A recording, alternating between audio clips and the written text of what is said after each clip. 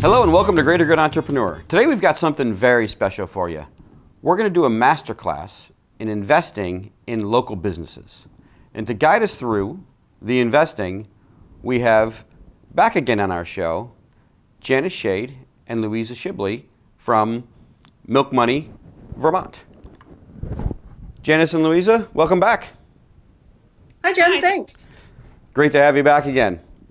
So when we finished the last time we talked, we were starting to get into investing in local businesses. And the conversation was getting so big that it seemed like there's so much to learn about this that I wanted to hold actually a class, we'll call it a class, that can really guide Vermonters and really anybody in the country through investing in local businesses. You know, we've had the Slow Money Conference here in Vermont a couple of different times, and slow money and buying local has been a big thing, but very people understand investing local. So could you tell us kind of, 30,000 foot view, what we're talking about when we're talking about investing local?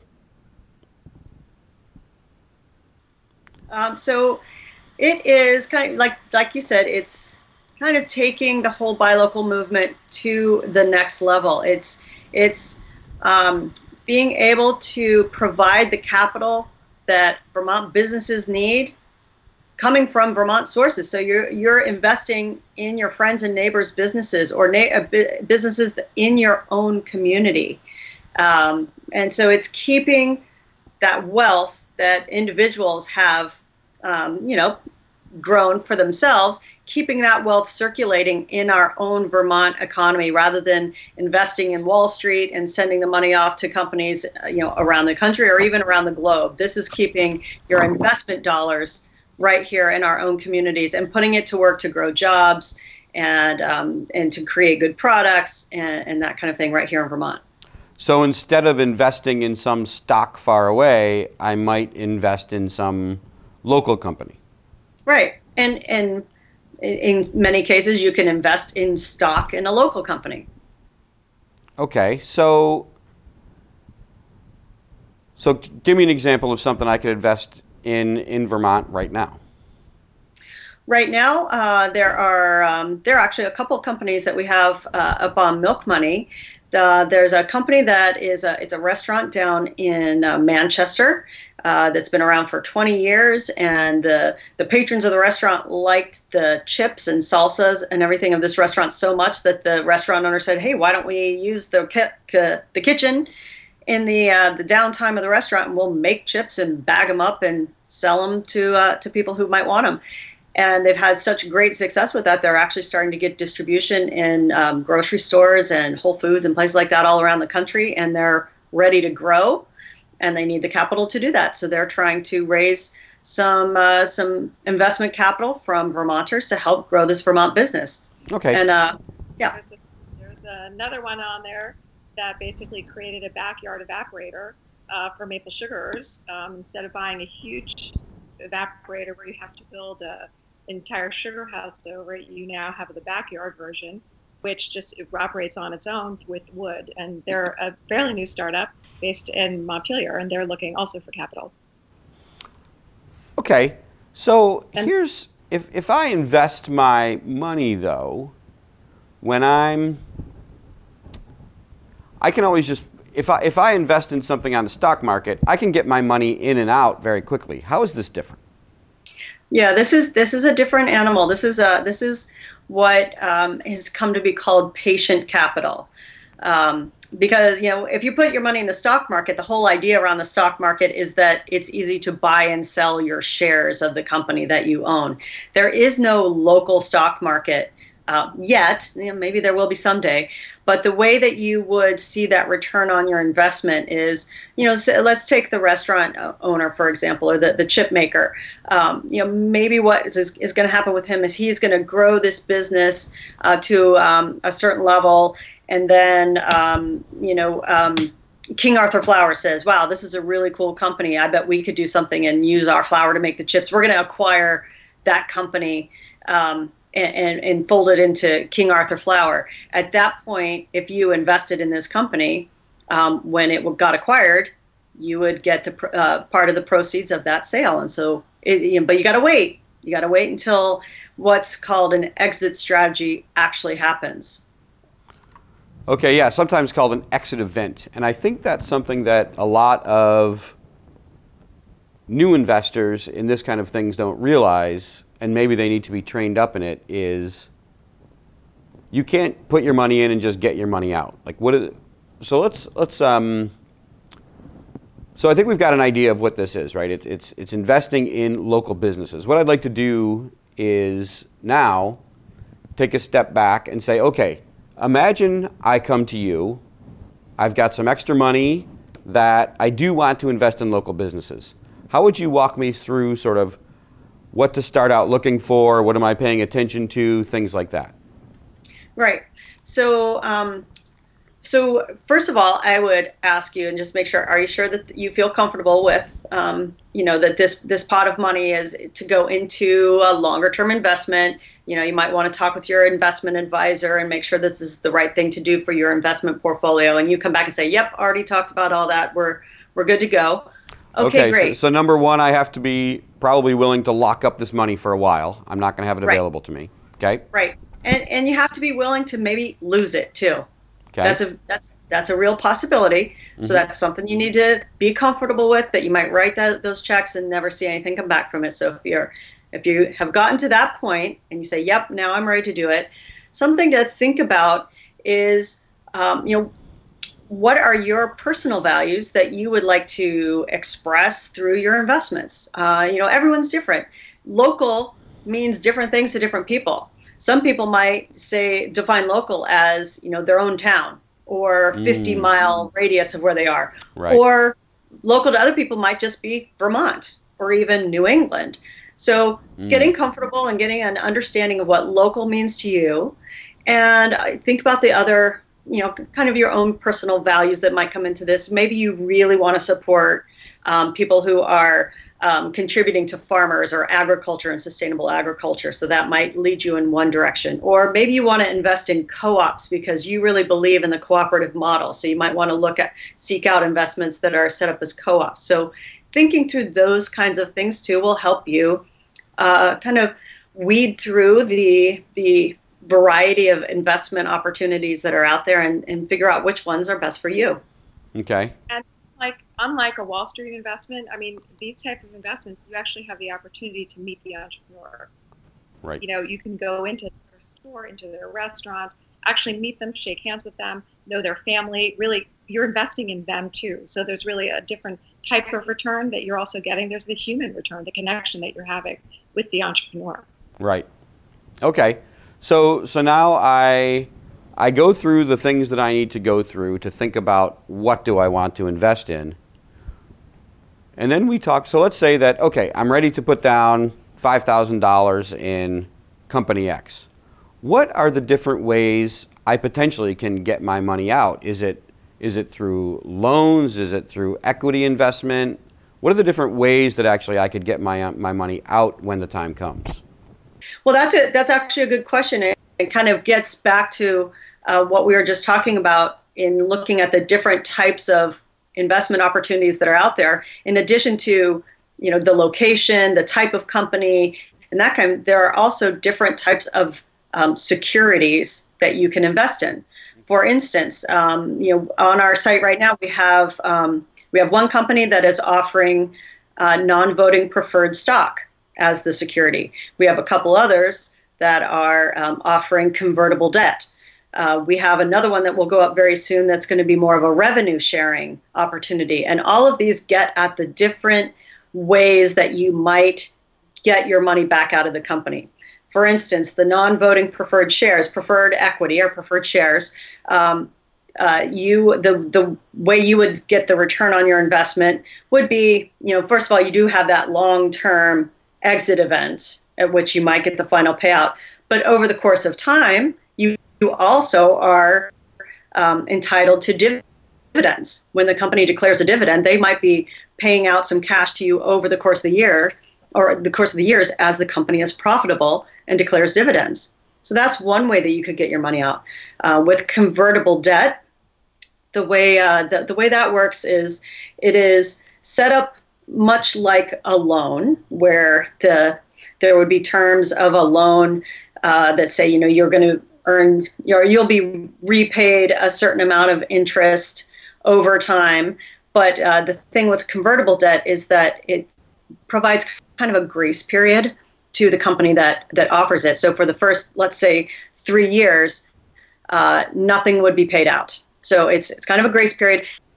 During that time, interest is accruing. So, let's say I put $1,000 into a company in convertible debt that has like a 5% interest rate on it. So I'd be accruing 5% every year on that. And then at the end of those 3 years, there's usually what's called a triggering event. Let's say in 3 years, they decide they need to go for more capital. And at that point, maybe they're getting, some pretty big money from angel investors. And that's going to be in the form of preferred equity. All those early investors in the convertible debt would just convert into the equity. And now you have equity in the company. Okay. If that doesn't happen after the end of those 3 years, then the money's just repaid to you as a loan. Maybe it's paid out over the next 5 years with the 5% interest. Okay. Louisa, did you have something to say there? It looked like you were ready to chime in. Each company decides what kind of security. Sorry? Yeah, I was just going to say, and each company decides which kind of security they want to offer based on their own business model and where they see themselves in the years to come. Okay, so it's not a one for all. Each company independently decides. So there are ways then that I can invest. They could be convertible debt, non-voting shares, revenue share. Could you tell me the different ones that I could expect as an investor, the different ways I can out? Yes. So let's just start with the preferred equity. And I think a lot of the opportunities we have will probably be non-voting preferred equity. That's kind of your traditional stock, where you invest in a company and you have a percentage ownership in it. And then at some exit event in the future, say the company is acquired or maybe it gets sold to its employees or something like that, you would receive your return on investment when the company is acquired, because somebody's buying this company and the money is then split between all of the owners, of which you are one. Another way, in addition to that exit event with preferred equity, usually includes a dividend, the ability to get dividends. So, over the course of time, as the company becomes profitable, it might declare dividends, and you would get cash payouts over the course of time through the distribution of dividends also. So preferred equity is pretty nice. It doesn't always happen with early stage companies. Earlier stage companies, because they're so early in their life cycle and maybe don't have a whole lot of sales track record yet. It's hard to put a value on a company and say that, a company is worth $1 million and therefore, if you sell X number of shares, they're worth, the price of this share. That's why you don't see preferred shares a lot of times with early stage companies. You'll see something called convertible debt. And what convertible debt does is it's set up like a loan. Before we move on to convertible debt, yeah. So you mentioned the term preferred equity, non-voting equity, or non-voting, I think the term was non-voting equity. Are those the same thing? Yes. There's preferred equity, and you can either have voting rights in a company or not, and it's just how the company decides to set up their equity offering. A lot of times with a crowdfunding campaign like what we're doing, where you might end up with 100, 200 investors, it's easier for the company to keep it as non-voting stock, so that it helps to keep some control of the management of the company at this early stage with the founders of the company. Right. Well, also, if you've got 400 investors that aren't really in the company day to day and in the industry, having these 400 investors as voters on major policy probably isn't the wisest thing, because they need to be educated in all the different decisions that need to be made by a board.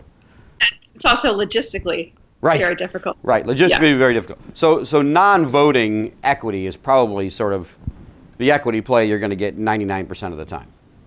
Right. Unless you come in Exactly as a right. major investor where you're saying, I'm putting in $100,000. Well, maybe then you're going to get voting rights, and if you're putting in $100,000, you're probably going to want voting rights. And you probably deserve them because Right. you're putting in a major chunk of capital. Right. Right. Exactly. But most regular people are going to be if they're going to be equity, they're probably going to be non-voting equity. Okay. Correct. So the next thing we were talking about was convertible debt. That's the one you were about to start talking about before I so rudely interrupted. So the next one is convertible debt. So what does that mean exactly? So convertible debt is set up like a loan. With debt is loan. So it's set up, in the original sense, it's set up as a loan. But unlike a traditional loan, it's not going to be repaid right away. If you went to the bank and got a loan, you would have to start paying principal and interest pretty much the next month. That's the way regular loans work. With convertible debt, it defers the repayment of the loan. It gives kind of a grace period to the company that's issuing it, typically for 3 years. And so for those first 3 years, I, as the investor, wouldn't receive any payments, although my investment would be accruing interest. So let's say I invest $1,000 in convertible debt into a company that's paying 5% interest. Over those 3 years, it would accrue the 5% interest. Then at that 3-year mark, typically what is going to happen, within the first 3 years of an early stage company, they're probably going to have to raise some more capital at some point, and that's what will become, it's called a triggering event. And it would trigger the conversion of the debt into equity. So that's why it's called convertible debt, because the expectation from both the investor and the issuing company is that there probably will be this triggering event at which point your debt is converted over into equity, and it becomes just like we were talking about before, that typically it'll be like a preferred equity where you have the upside potential of when the company is acquired or some exit event in the future where you get the payback, plus possible dividends over time. So the reason a company would want to do this convertible debt instead of preferred equity right off the bat is for early stage companies, it's hard to put a valuation on your company. It's hard to say my company's worth, if I were the entrepreneur, I'd say, yeah, my company's worth $10 million. But if you don't really have anything to base that on, because you haven't been around long enough with a sales track record to prove it, it's hard to prove out what that valuation is. So the convertible debt puts off or defers that need to put a valuation on the company until some future point when you have tangible data that everyone can kind of agree on. Yeah, we all kind of see there's a basis for saying that company's worth $10 million. Okay, so just to back up one step, we tend to use terms that we understand that maybe even some people in our audience don't, that are new to investing. The term equity, just to be clear, means owning a chunk of a company. It might be 1/1000th of the company, 1/10,000th of the company, but the term equity, just to be clear, means owning some chunk of that company. So to go back to the convertible debt, if I were to invest with convertible debt as the instrument, do I know ahead of time that, let's say I invest $1,000, do we know ahead of time that if I convert that to equity instead of taking the loan, first of all, the trigger event, that's my option, right, as the investor. I can either take it as the loan, or at the trigger event, I can take it as equity. Is it predetermined how many shares $1,000 gets me, or does the triggering event then determine the number of shares based on the company's valuation at that time? It's the latter point that you just said. It's the triggering event that will determine it. Because again, it's putting off that to be able to figure out how much you own, you'd actually have to have a price per share. And to have a price per share, you'd have to have a value on the company divided by the number of shares. And so until you can get the value of that company, you you can't really do the math. Okay, and that valuation is probably determined by some larger investor is coming in, maybe a venture capital firm or an angel investor, and they're saying, I'm putting in $100,000, therefore $100,000 is 10% of the company, and if $100,000 is 10% of the company, that means the company's worth $1 million, and now we can say, okay, for everybody that put in $1,000, that's, I think it's 1/10%, right? I think that's what that is. About right? Yeah. Whatever the math is. Yeah. Right. Okay, so that gets determined at the time of the triggering event. What if 3 years go? So is the triggering event determined either by time or an investment coming in? Like, what defines a triggering event? Or I assume that's predetermined when I invest. I see that. Yes. That's where there is a finite period put onto the conversion. So either we're going to say 3 years, it could be 5 years, but most often we see 3 years is the conversion date or the maturity date. So if a triggering event happens before 3 years, then you're going to convert into equity. If it doesn't happen before 3 years, then what your investment just gets paid out as a loan. And so you receive your payments as it's already been structured, with the 5% interest, and it gets all that accrued interest plus, interest over the next 5 years would get paid back to you. Okay, so basically if no investor comes in to create that triggering event, I've basically just created a loan at whatever the percentage was that was agreed, and now I start getting paid back in whatever the agreed terms were, 5 years at 5% or whatever the terms were at the time that it was created. Right. Okay, and so we've got equity, we got pure equity stake, generally non-voting equity. We've got convertible debt. Convertible debt. I want to know why I can't have a problem with that term. Convertible debt. The third one you mentioned was, did you say revenue share? Revenue share. Another term for it is royalty agreement also. But I like the term revenue sharing because I think it's a little more descriptive. And what that means is like convertible debt, it's not agreeing to, actually I'm going to say it's slightly more akin to a dividend, like with preferred equity. What it means is when a company is profitable, and this is all spelled out in the royalty or revenue share agreement, when the company reaches a point of being profitable, a percentage of that profits would be paid back to the investors over time. And there's a pre-agreed target for how much would be repaid over time. So let's say the company raises $100,000 under a revenue share agreement, and it agrees that at some point in time, once it has repaid that $100,000 plus 7% interest, then the investment is considered repaid, and everyone's done. So the investor gets their money back plus interest. The company gets kind of a loan, kind of equity. It's kind of like a loan. It's kind of like equity because you don't have to.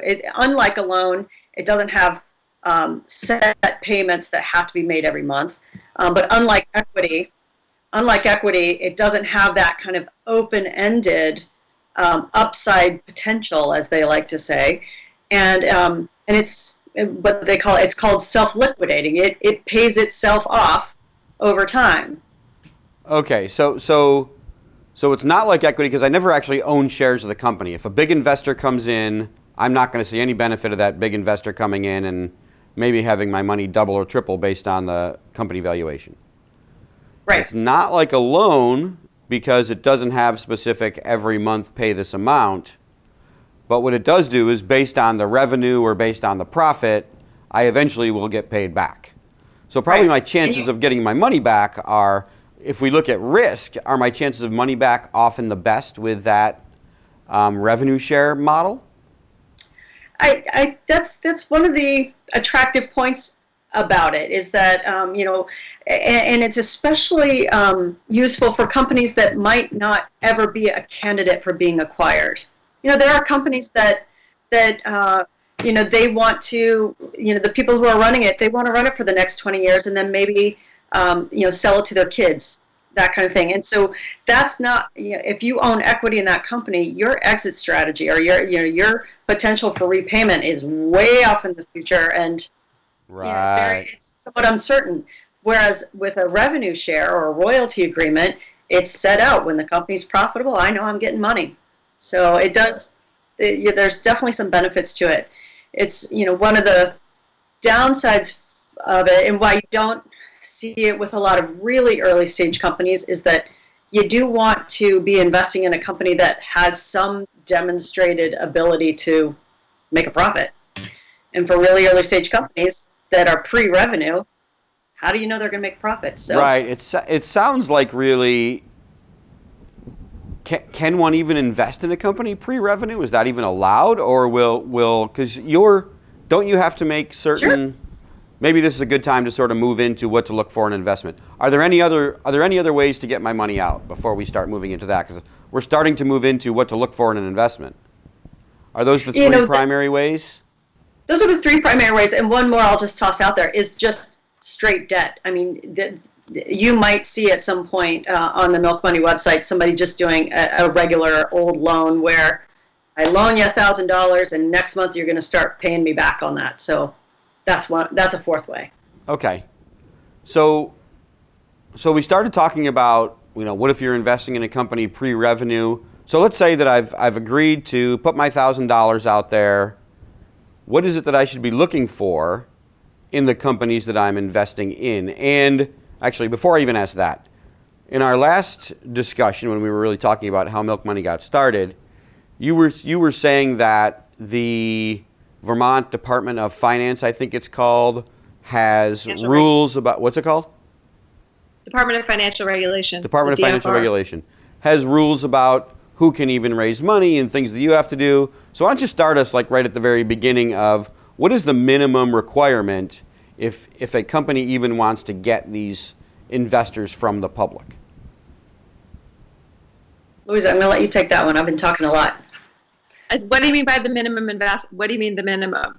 So when you go to the Department of Financial Regulation, what is it that they require you to what is it that has to be shown? Do they have to show that they have a solid business with revenue already, or just that the owners are honest people and have a decent credit rating? What's the minimum that has to happen? They basically have to file their offering document, which includes everything that you've just mentioned, all their financials, sources and uses, what they're going to do with the money that they raise and how they're going to spend it, how they're going to make money from it, their business plan, who they are, everything that you just mentioned, all of it is included, plus the risks, like outlining the risks of what can go wrong, who their market competition is, how much of the market, how much have they proven, everything. And the DFR looks through that whole entire document, which they're huge documents, to make sure that all the information is there. They are not saying this is a good investment, but they're saying that all the information is in this document to give a Vermonter, a potential investor, the information that they need to be able to make an investment. Okay. And they also for their financial advisor, but the information that the company is providing is sufficient for the Department of Financial Regulation for the individual to make a decision on the investment. Okay, so a company could conceivably actually try to put an offering out there for investors when they're pre-revenue. They could have actually sold nothing and be able to do that. Okay, so now that we know that, what are the things that I should look for if I'm an investor in a company to invest in? And maybe it's different depending on the kind of investment. Like maybe if I'm looking to do an equity play, I would look for different things than if I'm looking to do a loan. What are the things I should look for as an investor in the companies that I invest in? Well, I think overall, just for any type of investment, regardless of the type of security, one of the top things you want to look at is who are the people? Who's running this company? Do you think they have what it takes to run it? Do they have a good idea? Do they know how to put it into place? Do they have a team? Is it just one person doing everything, or do they have a good team of complementary strengths and experience coming together to put this idea into play? and really get a sense of who the people are who are implementing the idea. That's probably one of the most important things for you to feel comfortable with, and one of the most exciting and things about investing local, and is kind of what makes investing local possible and really different from a Wall Street investment, is that you can actually meet the person face to face. And you go meet them, talk to them. If you get the icks from them, then don't invest. Vermont's also a small place, so I mean, your neighbor might even know the entrepreneur. So you've got your community supporting you as well, as opposed to just also meeting the entrepreneur. You can tap other people who might know that entrepreneur and have experience with them too. Yeah. So once you kind of look at that piece, then look at their idea. Does it make sense to you? Can you read through that business plan or look at the product that they're making and say, you know what? That makes sense. I can see where the need is for this in the market. The price seems right to me. Put your own gut feel to work on all of this stuff. If any of it doesn't make sense, if any of it, makes you feel uneasy, don't invest in it. Or if it's something that you say, wow, brilliant idea, I wish I would have thought of that. Well, maybe you didn't think of it, but you can invest in it. And so that's, you really want to think through, just that whole product and the market and who is the customer for it. And then you can take a look at the business that they're putting around it. You want to look at their financial projections. I like to tell people you don't have to be a Wall Street whiz to look at somebody's financial projections and see if they make sense. I look at when I look at business plans and financial projections, and if I see somebody that, let's say they've been in business for a year and they had $50,000 in revenue last year, and they're projecting they're going to go to $5 million the next year, that's going to make me really think through. Like, really? I'm going to want to know, how are you going to get from $50,000 to $5 million? Maybe you can prove it to me, but those kind of things. Look for those kind of. It's kind of as simple as that, to look at those kind of red flags. And if any of those red flags come up, probe on them. If they can be proven out to you to make sense, great. And if not, trust your gut. Don't do it. And in the case of anybody on any of our entrepreneurs on Milk Money, you can actually reach out to the entrepreneur. We can help facilitate. If you have questions you want to ask, you can ask the entrepreneur directly if you would like, or you can ask us to clarify something that you might not understand, and we'll do our best. And if we can't, then we'll pass you on to the entrepreneur. Okay, so somebody can work through you to actually go to them directly and ask questions. Different than when I'm investing in a Wall Street company, obviously. I can actually talk to the entrepreneur myself and get a feel for them. Yes. Yep. So Warren Buffett often says he never invests in anything he can't understand. And it sounds like you're basically giving the same advice, right? Yep. Understand what the company does, look at their projections, see if they pass the sniff test. Okay. All right. And just also let you know, the entrepreneurs have gone, by the time they get up on our site, they've had to go through Louisa and me giving them the sniff test, because we're putting them through a lot of that too. But really, you need to trust your own gut on all of this, and ask your friends, ask your financial advisor, ask your tax accountant. So do you guys have any sort of, if an investor was to do this through Milk Money, do you guys have any sort of screening beyond what's required by the Department of Financial Regulation? Or if they pass the Department of Financial Regulation, is that enough to allow them up on your site? Well, it sort of starts first with Janice and I going through and talking to the entrepreneurs to make sure that they even have a viable business, that their business plan is in order, that the type of money that they want to raise is within what we think is a good sweet spot for Milk Money / Vermonters to raise. And there's a long process that goes before actually the documents get sent to the DFR until the DFR says, okay, these documents look good. They do have, the one that we haven't mentioned is the Department of Financial Regulation does not allow the company to actually access any of the funds until they've raised 25% of the total capital raised. So if a company is raising $100,000, the first $25,000, up until the first $25,000 will sit in an escrow account. waiting to reach that 25% threshold, and only at that time will the entrepreneur have access to the funds. So in a year's time, they each have 12 months to raise the money. If they don't ever reach the 25% threshold, then that money is put back to the investors. In the documents they present to the DFR, they actually have to show what they are going to do with the 25% to make your money back. So that's in the sources and uses, saying, okay, if we only reach the 25% threshold, this is what we can do with that money. So why is that 25% threshold there? What is it protecting? The investor. Because imagine if somebody's raising $100,000 and they only raise $5,000, there's no guarantee that those people who gave $5,000 are going to get any money back, because that might not have been enough to generate more business and growth potential for the business.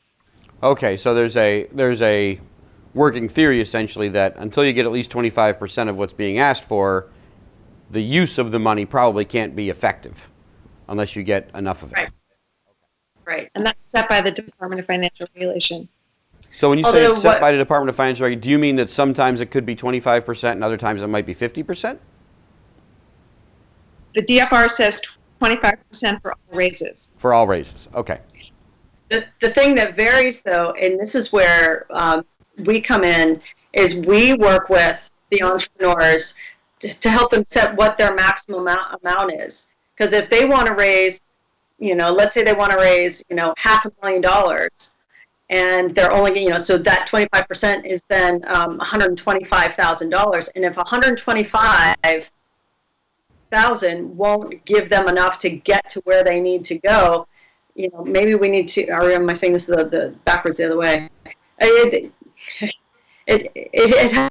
helps us to understand, like, what's the right amount for them to go for. Because they need to be able to, if they only get to that 25%, they need to be able to actually put that 25% into good use and show some growth with it. So, it helps us to understand where they should set their targets. Right, I see. Yeah. Okay. I think I said that right, but hopefully it makes sense. We did. We got it. Yeah, I think we got it. Okay, so we've talked about the different ways I can get my money out, right? The 4 different ways to get my money out. We've talked about kind of what to look for in a business. Now, let's say that, okay, I'm ready to do this. What do I actually do? I know that you've got a website, and we'll show that in a moment. Is that right now in Vermont, is that the primary way that we can do this, other than, I can't really even go to a company. Could I go to a company directly? Let me start with that question. Sure. Would you know which one to go to? Yeah, right. I mean, well, so yeah, if I want to look at you can. I mean, we were just talking with someone yesterday who is starting to build a company, and she said, I have people coming up to me and saying, I love what you're doing, can I give you money? And she's like, I've been telling them no because I don't know what to do. So that's part of it. You could go to a company directly, but what that company would have to do would be to hire an attorney to put together offering documents and put together the whole offering memorandum, and then give it to you and to facilitate the investment. And for an attorney to do that, it can be kind of an expensive process, but it can be done, and maybe that's the right way to go in some cases. That's part of what Milk Money is trying to do, is to we're helping to provide some of that the structure for the legal documents, so that you don't have to go pay a lawyer, because sometimes it can cost like $15,000 sometimes, right, depending on the complexity of your offering memorandum. Sure, so, yeah. It's funny, actually. If somebody comes to me and says, I want to give you money, generally I say yes, then figure out how to take it later. But right. but I see what you mean. Yeah. The figuring out how to do it later gets to be really expensive. Sure. But as a Vermonter who would like to invest local, I mean, before Milk Money, there wasn't a place where you could say, okay, I want to invest local, which companies need my help? And basically that's what the platform provides, is a place where companies who are looking for capital can be all listed in one place, so that Vermonters can easily log on and pick and choose which companies they'd like to invest in.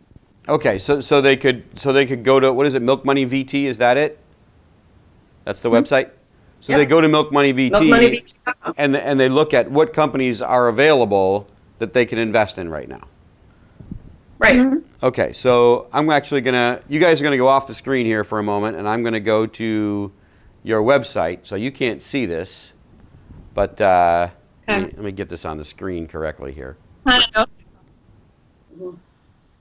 Let's see. Let me move this. Okay. So I'm looking at your website now. So I see it's got the how it works, and this tells me kind of how this happens. All right, so the how it works page is coming up right now. Okay, and this basically just tells me what we need to do, that I need to be 18 years or older, etc. Basically, the how it works is the things that we just went over. All right. The best thing is just to go to the home page, and then you can actually see the three companies that are currently on there with a short blurb about each one of them. And you can actually click through on all of them to get some general information of sort of the who, what, wheres about those companies. Without actually logging in, you get to have some information about the companies.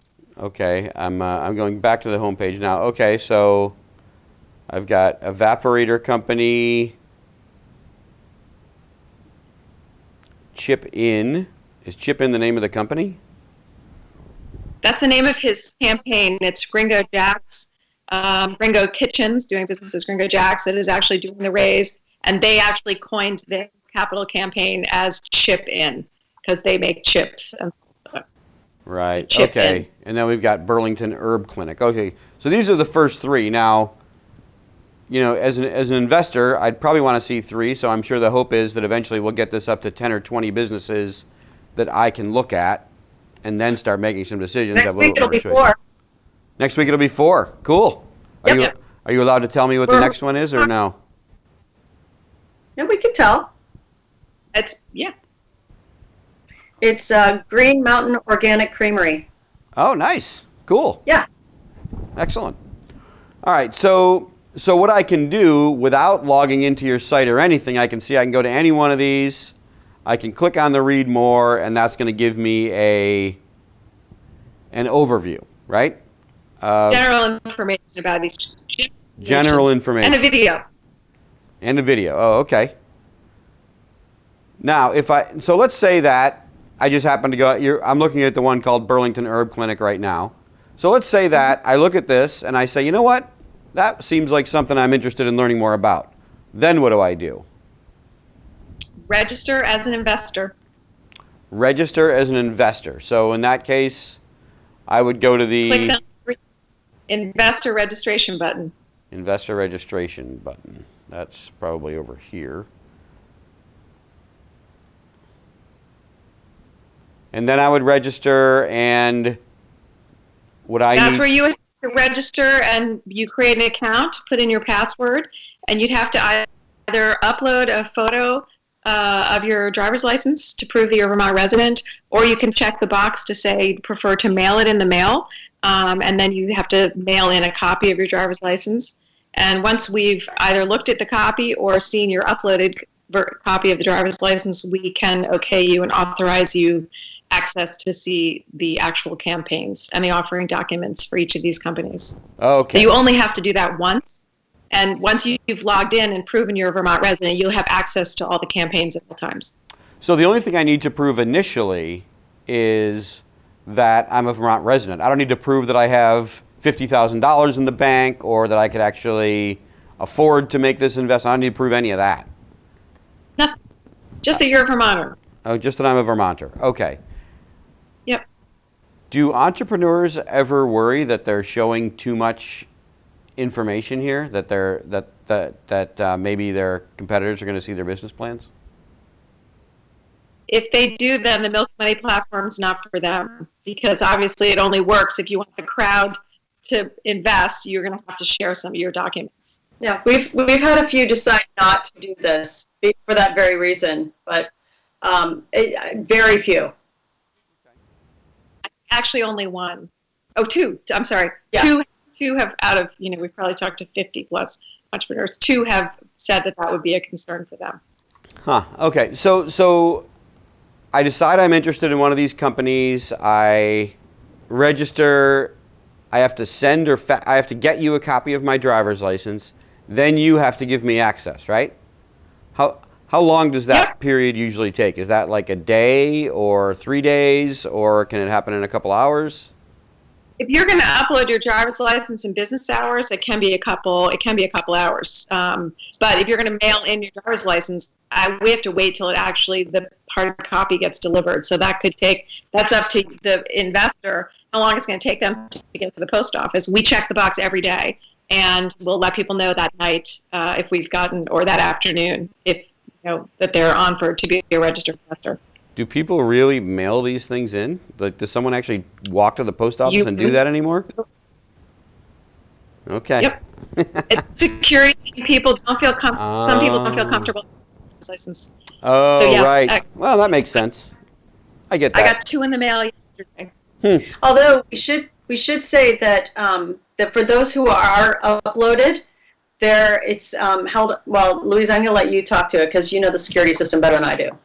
When you upload it, it actually sits only on a secure server. Your driver's license actually never gets put anywhere. We just get a notification that it's there, and we can go look at it. But your driver's license is never emailed from our secure server. And we just take a printed copy to go along, once you've made an investment, to go along with the investment copies. But so it sits secure. But there are still some people who don't feel comfortable with that. So.